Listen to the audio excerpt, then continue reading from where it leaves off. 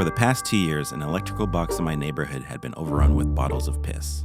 And not your normal run-of-the-mill truck driver bottle of piss, but an assortment of different sized bottles, different colors, and sometimes complemented with a hand-drawn note. The bottles would usually appear in the morning and then disappear in the late afternoon or evening, with this transaction occurring a few times a week. The word of this piss-infested electrical box spread throughout the neighborhood, even to the point where a third-party vigilante left an aggressive letter threatening the culprit. The notoriety of the situation grew, and so did the strength of the urine, making its mark atop the electrical box and cementing itself as its own neighborhood landmark. Who was placing these bottles? Who was the vigilante? Is a different person picking them up? Finally, my curiosity got the best of me, so I purchased the DigiGarden 4K waterproof trail camera with the hopes of answering these questions. But my main holdup was setting up the camera. The electrical box is located on a busy street, and if anyone saw me next to it, then they would immediately assume that I was the pisser, and my reputation would be forever ruined. So I hit up my friend Grant, who's always filming his own videos and skits, and is usually in costume, figuring that he would be a good source for a decoy look. Ayo. Yeah, I have a construction vest and a helmet you can borrow. I also have a brown lunch bags if you need to have a sack lunch with you. Also, let me know if you need any help putting it up.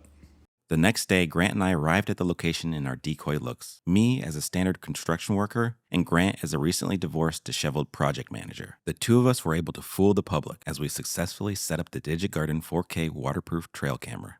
The following morning, I went to go check the electrical box and couldn't believe my eyes. Piss. I honestly thought this would take a week or so, but we were able to capture the drop-off on the first night, but inherently knew that the pickup was the most intriguing part of the story. So after consulting with Grant, we agreed to wait it out one more night. Unfortunately, the piss bottles were still there the following morning. No pickup. It had been too long and there was a high chance that the batteries to my DigiGarden 4K waterproof trail camera were dead. Also, since Grant and I had been posting about this in real time, there was a great deal of pressure building from people online. I couldn't take it anymore. Making sure the coast was clear, I quickly collected the DigiGarden 4K waterproof trail camera and went home to review the clips. Finally, the mystery was about to be solved.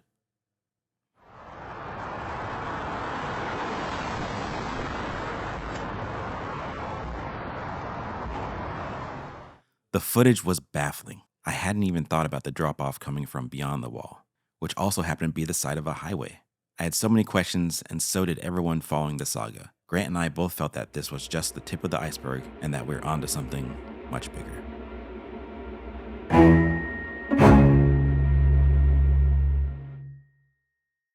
After capturing the mysterious video footage of the initial piss drop-off, Grant and I decided to take the weekend to process what we had just witnessed. It was baffling to think that someone was out there at night, in the bushes with latex gloves, strategically placing piss bottles on an electrical box. First thing Monday morning, I drove to the site to check if the bottles were gone. They weren't. In fact, they had doubled. Things were escalating quickly, so Grant decided to order a second DigiGarden 4K waterproof trail camera, and we devised a plan to capture what was occurring beyond the wall. For this intricate of a setup, we need a bigger crew of decoy construction workers. Fortunately, Grant had a construction worker friend who agreed to help out and lend us gear while also giving us a few pointers on how we could better sell the look. I didn't have any construction worker friends, but I had a motorcycle friend named Robin, who basically looks like a construction worker, and I was certain that he would help out. But Robin was busy that day, so I hit up my friend Katz, who's usually down for anything. Hey Katz, I'm working on a project and need some extra bodies. Mainly need you to come and be a construction worker. Okay. I've never done construction before, but fuck it, I'll try anything once. Hey, wait, is this for the piss thing? With both Katz and Grant's real construction friend on board, it was time to head to the location and suit up. We were a squad of construction workers ready to take on whatever construction worker things that were in our path. And in this case, setting up 2 DigiGarden 4K waterproof trail cameras around an electrical box stacked with piss bottles. We played our parts perfectly. I did all the work while everyone else told me how to do it. Grant, the recently divorced, disheveled project manager, loomed over, micromanaging us to a T. With cameras set up, our operation was an all-in-all success. Now it was time to wait. The next morning, I returned to the box only to see that there was a new batch of piss bottles. I knew because this was fewer than before, and one bottle had a particular darker tint. I immediately hit up Grant with the good intel, but was only met with some disastrous news on his end. And out of nowhere, Grant hit me with the classic, "I'm going to Norway today" excuse. I'm going to Norway today. I had to retrieve these DigiGarden 4K waterproof trail cameras, but also knew it would be too risky to collect on my own. I needed a project manager, and I knew just the guy. Hey Katz, can you be my project manager? Easy. Also, try to match Grant's decoy outfit, disheveled. You got it. Plus, I'm actually divorced. Katz and I met at the location, again in our decoy looks. Me as a normal construction worker, and Katz as an actually divorced, recently divorced, disheveled project manager. and we were able to retrieve both Digit Garden 4K waterproof trail cameras without any problems.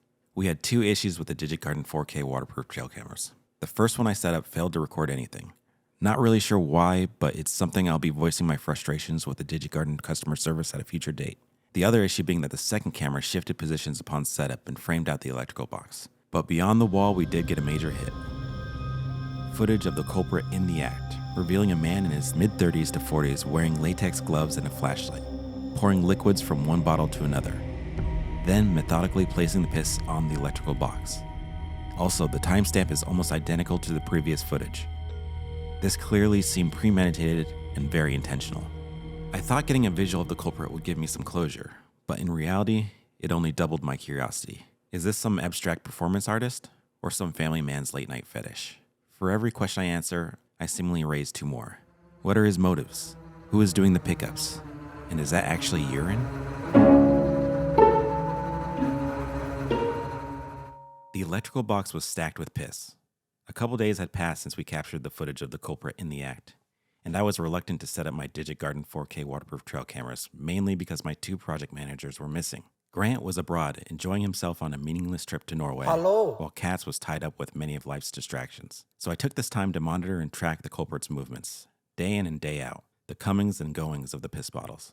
But as the days passed, the bottles remained on the electrical box. More bottles would appear overnight, some with more labels than usual, and he even went to the extent of placing decals on the box. Was he taunting me? Was this piss cat and mouse?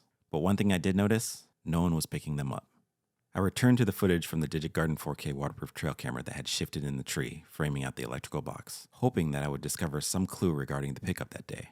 Although this was quite the task because it recorded every single person, cyclist, and car that passed by. The only thing I was able to capture was a man in a construction worker type vest observing and taking photos of the bottles. He then moves out of frame but looks to be collecting them. Was this a city cleanup crew guy?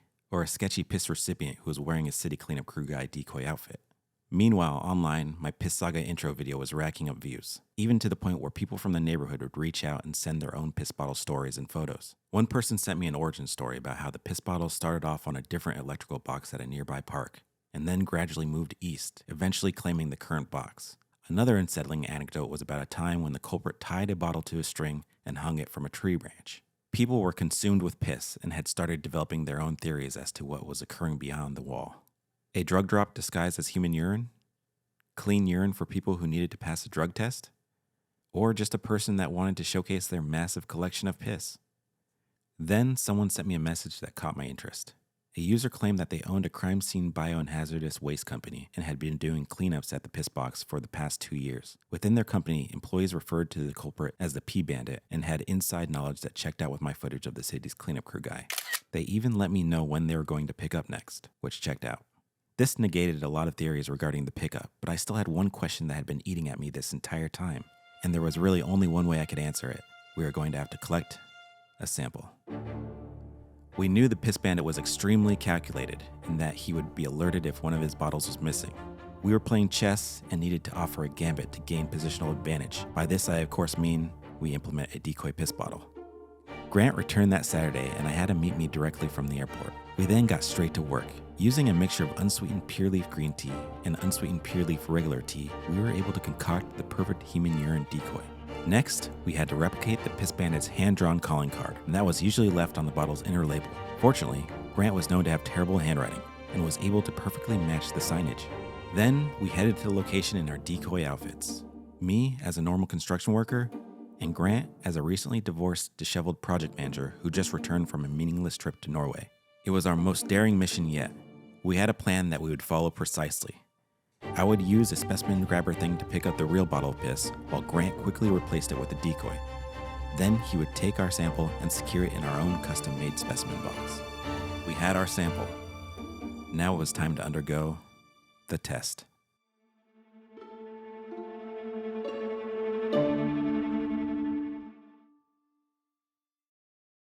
Grant and I had successfully collected one of the piss bottles from the electrical box. Now it was time for the tests. Fortunately for me, Grant volunteered to do all the heavy lifting, mainly because he suffered from a condition called anosmia, a disorder that causes its victim, Grant in this case, to lose all sense of smell, which was perfect because he wouldn't be affected by whatever fumes were emitted during the urinalysis. We had 2 primary objectives we needed to achieve. Our first was to see if the fluid in the bottle was actually piss and not some mysterious liquid decoyed as piss. So I ordered an Amazon.com instant result 10-panel home urinalysis test kit that gives you an accurate reading in just 60 seconds. Our second objective was to see if there were any drugs present in the liquid, especially since the majority of the pissheads online thought this entire scenario was a drug drop-off operation.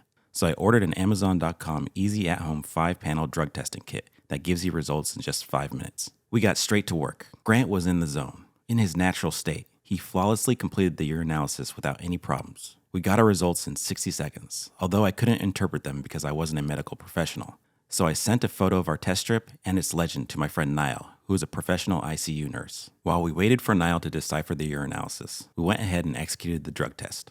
Again, Grant performed the task masterfully. We had our results in exactly 5 minutes, and we were able to conclude that whatever liquid was in that bottle did not contain any drugs.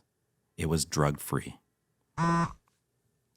Looks to be in good health. It's definitely urine. Definitely. Clean, healthy piss. We were baffled. A majority of our theories had been shot down. Nothing made sense.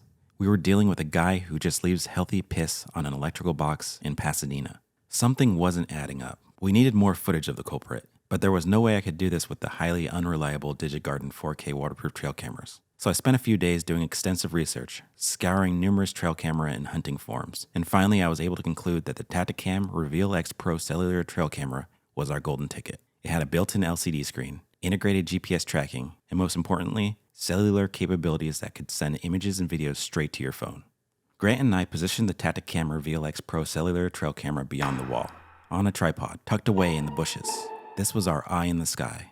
And just like that, we had footage of the culprit as he lurked in the brush at 4 a.m, waiting for cars to pass so he could place his piss bottles. I was focused, tracking him, studying him, learning his ways. He was coordinated and consistent. My inside person would usually alert me when the bottles were being collected by the hazardous waste team, and then that same evening, he would strike, leaving an abundance of bottles for the morning commuters to see. One thing that did stand out to me was his clothes. An extremely tight shirt, ironic hiking shoes, and baggy cargo pants with the unnecessary utility knife in pocket. These 3 characteristics combined had to mean only one thing. He was an artist.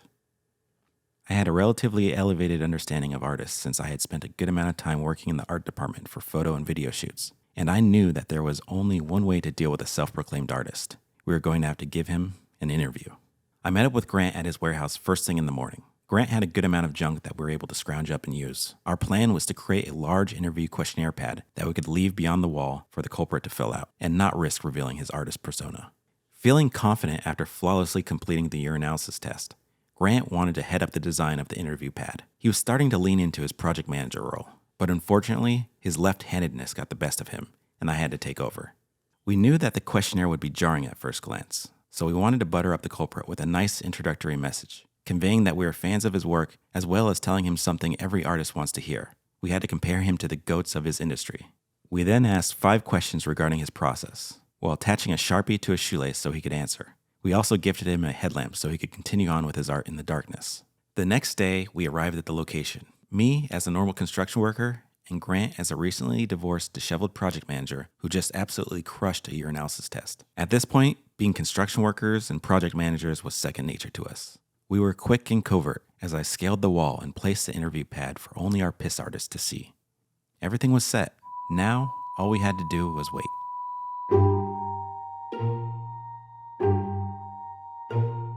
With our interview pad in place and the Tacticam Reveal X Pro Cellular trail camera hidden in the brush, Grant and I were ready for our grand conclusion and to finally discover why this artist was stockpiling piss bottles on the electrical box. That night felt like a piss-induced Christmas Eve. It was impossible to sleep knowing that I'd likely wake up in the morning with an answer to a question that had been haunting me and my neighborhood for the past several years. But instead of presents, I woke up to 0 notifications from my Tacticam Reveal X Pro Cellular trail camera. This was very unusual, especially since its field of view was centered on a high-traffic zone with constant cars passing by.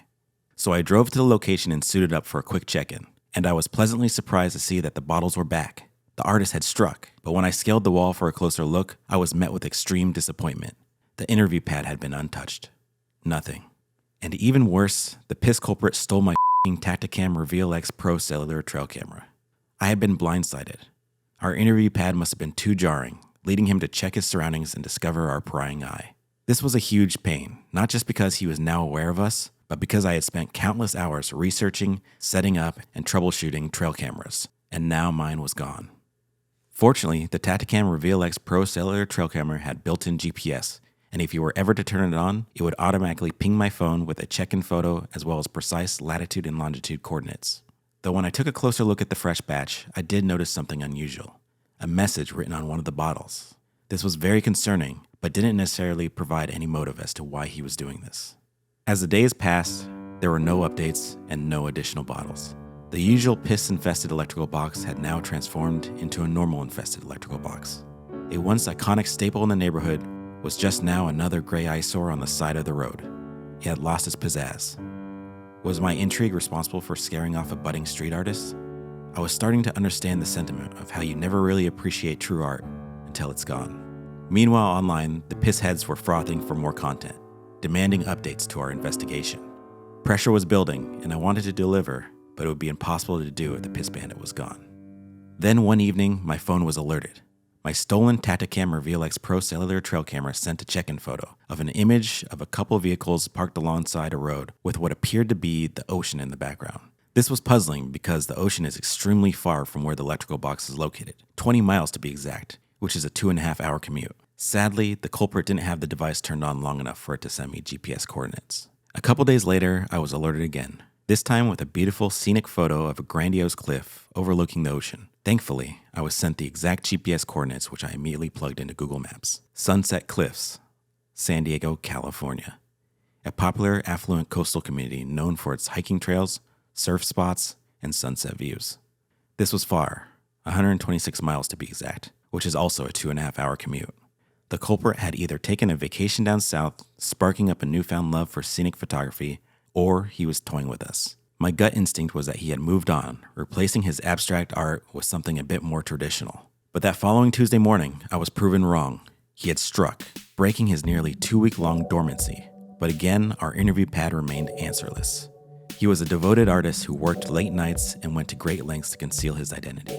Of course, he didn't want to answer a bunch of questions about his process. We had to keep it simple, so we replaced the interview pad with an interview dry erase board, this time with only one question, which he again ignored while hitting the electrical box with a record-setting motherlode drop, 1 gallon of piss.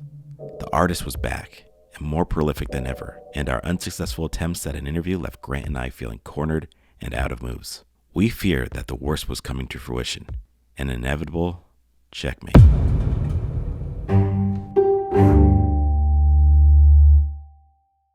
The culprit had hit the electrical box with a 1-gallon jug of piss. He was on the offensive, toying with us, even leaving a demonic smiley face as a taunt. But there was one play that lingered in the back of our heads, a Hail Mary of sorts, something many of the pissheads online had been suggesting throughout this entire saga, a stakeout. This was a very risky ploy, and something that couldn't be taken lightly. We were dealing with an individual who places 1-gallon jugs of urine on an electrical box at 4 in the morning. Who knows what else he was capable of? So Grant and I started to brainstorm some ways to move forward with a full-on live stakeout.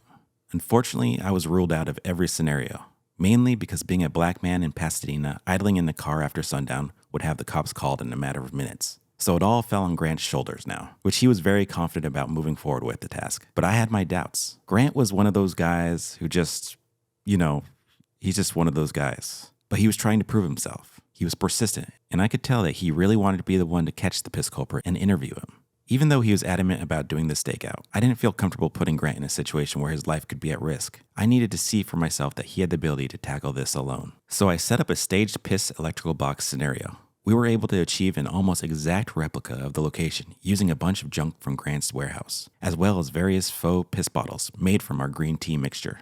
I then had my friend Ian, who was a trained actor, meet up and play the role of the piss culprit. In order to embody the character and his motivations, I had Ian study the plethora of footage that we captured with the Reveal X Pro Cellular trail camera. Then we did a couple of run-throughs as him as a piss culprit, strategically placing the piss bottles on our prop electrical box. Ian was a pro and immediately had me sold on him playing the part for our dry run operations. Now, it was Grant's turn to show me that he had what it took to confront the culprit. Our first scenario was if Grant wore a ghillie suit to blend into the adjacent bushes beyond the wall. Then he'd reveal himself. Hey! But this was quickly shot down because it would be too startling for the culprit. Our second scenario focused on creating a large enough space between Grant and the culprit. So we had him approach from the street side. But even with that distance, Grant was still met with reactive hostility. Grant wasn't necessarily having a good time, but fortunately, Ian was able to break character and talk some sense into him in regards to how important these simulations were to our investigation. After a quick breather, Grant was back on board.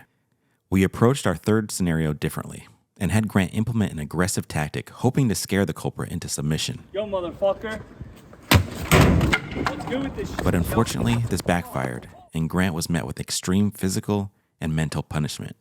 After witnessing this train wreck, I had zero faith in Grant and knew there would be no way that he could successfully pull off a stakeout. We were back to the drawing board. I figured the only way we could confront the culprit in real time was with an actual security camera that we could speak through.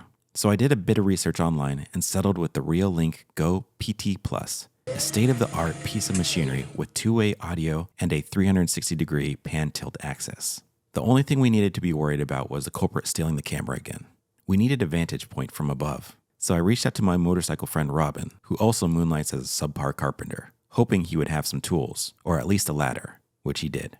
The next day, Robin and I headed to the worksite as a couple construction workers who owned a ladder. From there, Robin was able to ascend above the wall and secure the Reolink Go PT Plus to a bundle of tree branches using a sturdy zip tie securing system. Our new eye in the sky was set. Now all we needed was the piss culprit to strike.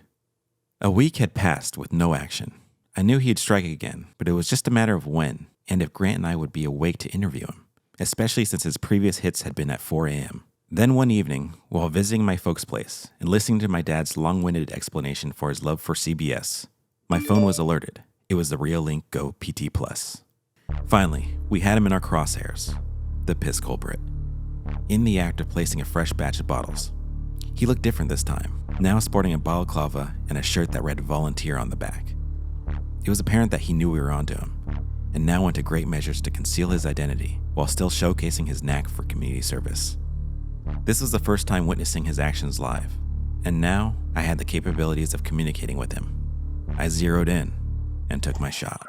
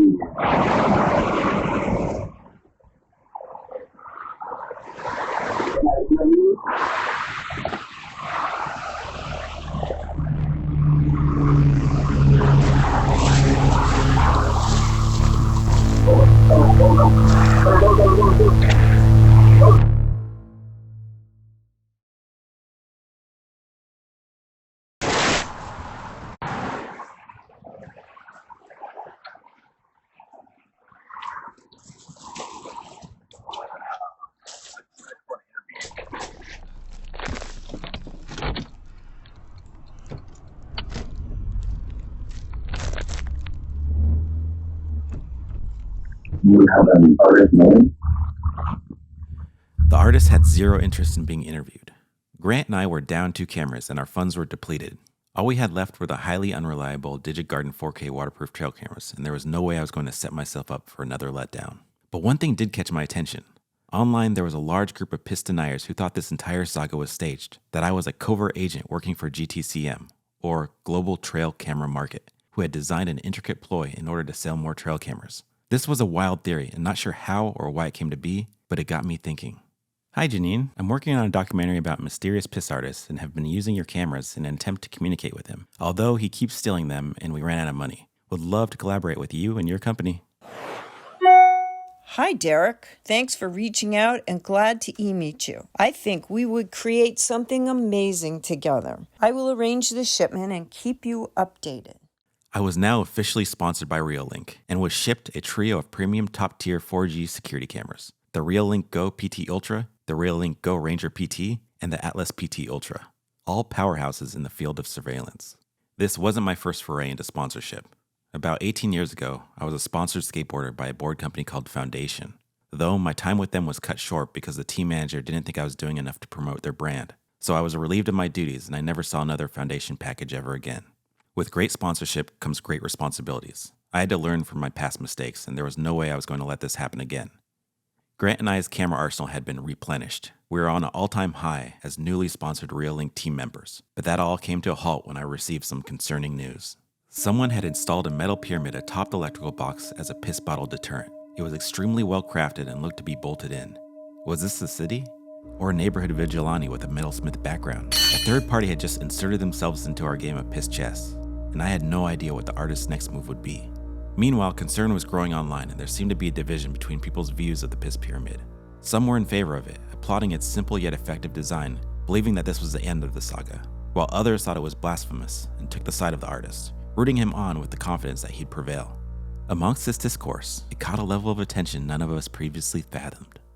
Noah Goldberg, a reporter for the LA Times, wanted to do an article on the piss artist and our operation of trying to get to the meaning behind it all. He insisted on joining us on our next excursion down to the electrical box, which I thought was a great idea, especially because it gave me an opportunity to use my new Reolink security cameras and publicly promote the brand, fulfilling my sponsorship duties to Janine and the team at Reolink. Then, about a day before our walkthrough, the artist struck. He managed to disassemble the metal pyramid and lay a new batch of bottles, now labeled piss instead of his usual human urine. This was a first, and a declaration that he had seen my Piss Saga videos online. The artist had triumphed over the piss pyramid, like an unstoppable force. I was in awe of this move and knew this meant escalation, not between us, but between him and whoever installed the contraption. We were caught in the middle of a pissing contest and decided that this was bigger than us and that we needed to take a step back and just surveil. The next day, Grant and I met the LA Times at the location. They conducted a quick interview where we laid out everything that had occurred up until this point. Now it was time to head to the piss box. But first, I made sure that they were equipped with decoy construction worker outfits as a safeguard for their reputation. I also felt that this was the perfect time to promote my new trio of Reolink security cameras, which Grant and I had created complex camouflage systems for each unit as a way for them to blend perfectly into the environment and not alert the artist. I promoted the cameras perfectly and made sure to address each by its full model name, as well as going into great detail about their specs and capabilities. My sponsorship duties were fulfilled. Janine would be proud. Proud of you, Derek. We then made our way to the piss box, where the new batch remained, glistening. Remnants of the metal pyramid lay on the ground, like a defeated pawn. Noah and his staff photographer were fascinated by the glowing yellow bottles, making sure to document everything they could. We scaled the wall, proceeding to go beyond and give them a visual layout of the artist's studio and the vantage point of his canvas, all while setting up our new Reolink trash cameras. Our goal was to monitor the moves of both the artist and the new third-party challenger. But then, the challenger executed their next move by implementing the installment of a heavy-duty piss pyramid 2.0. The metalsmiths looked professional, and I believe it was now safe to say that this was the work of the city. They were swift and acting promptly, a characteristic the government usually lacks, which meant this was serious. The city had successfully knobbed the spot, and I was curious as to how the artist would respond.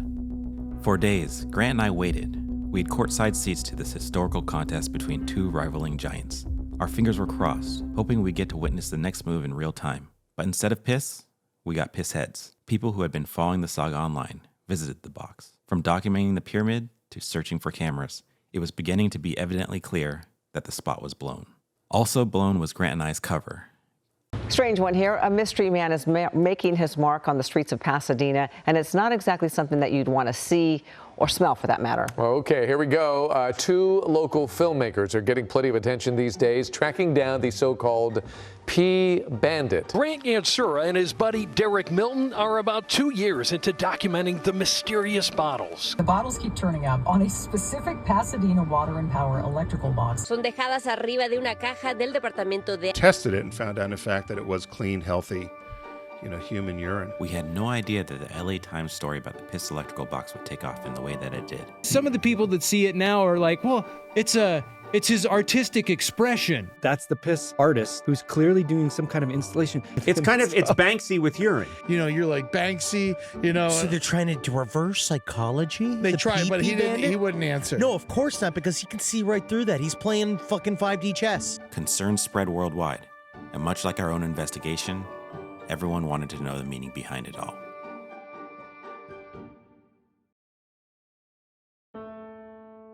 People sent us a plethora of piss-related content, from memes, to videos, to handcrafted artwork, even to the point of getting recognized in public. Everywhere, and see there, people honk at you, they say, you're the P guys, and it's not really what we wanted to be. Our entire mission of dressing up as decoy construction workers was in order to not be associated with piss, but it had backfired. We were now synonymous with piss. And it was then that it dawned on me. We had been so consumed with our own intrigue and wanting to know why, to the point of developing an unhealthy obsession with trail and security cameras, that we had lost our focus. The artist was aware of our intention to communicate, yet still chose not to. And our own infatuation as to why may have led to the obstruction of him creating more. Fortunately, everywhere you look, a canvas exists. Whether it controls traffic signals, sources electricity to nearby homes, or houses a heavily damaged piss bottle deterrent, the city is full of them. And if you ever find yourself in Pasadena and happen to stumble upon the original artist's electrical box, remember to look above and beyond the wall.